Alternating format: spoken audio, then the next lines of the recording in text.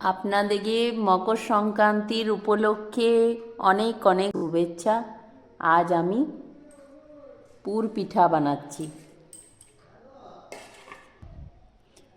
অনেক অনেক রকমের পিঠে হয়, কিন্তু আমি কয়েক ধরনের বানিয়ে দেখাচ্ছি।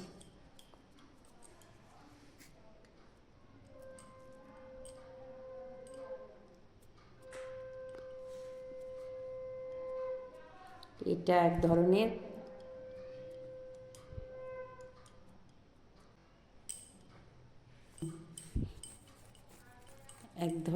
এটা বানালাম। এটা আরেক রকম।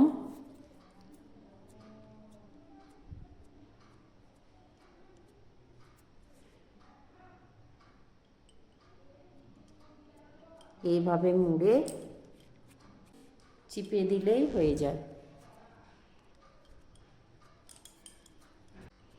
এটা একটা গোল বানিয়ে দেখাচ্ছি।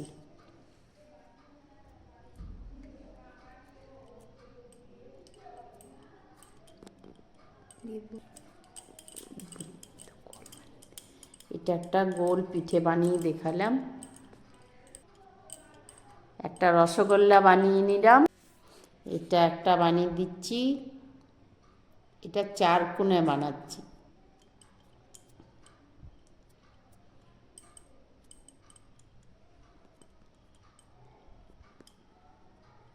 এটা এক ধরনের হয়ে গেল।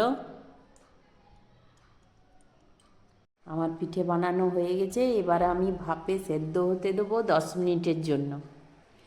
ভাপা খেলে গুড় দিয়েই খাওয়া যাবে, আর দুধে সেদ্ধ করলেই হয়ে যাবে দুধ পিঠে।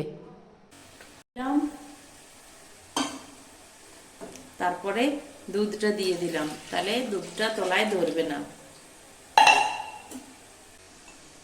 একটু এলাচ থেতো করে দুধের মধ্যে দিয়ে দিলাম। দুধটা একটু ফুটে আসুক।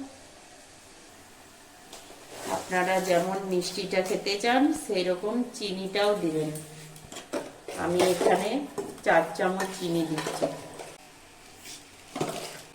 এবারে দুধটা একটু নেড়ে চেড়ে আমি চিনিটা একটু গলিয়ে নেব।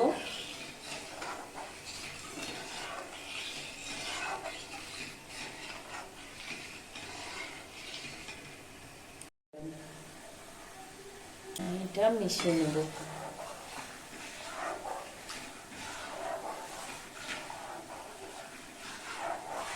একটু গাঢ় হবে। এবারে আমি যে পিঠেগুলো বানিয়েছিলাম সেগুলো দিয়ে দিচ্ছি। এবারে এগুলো ফুটতে দেব।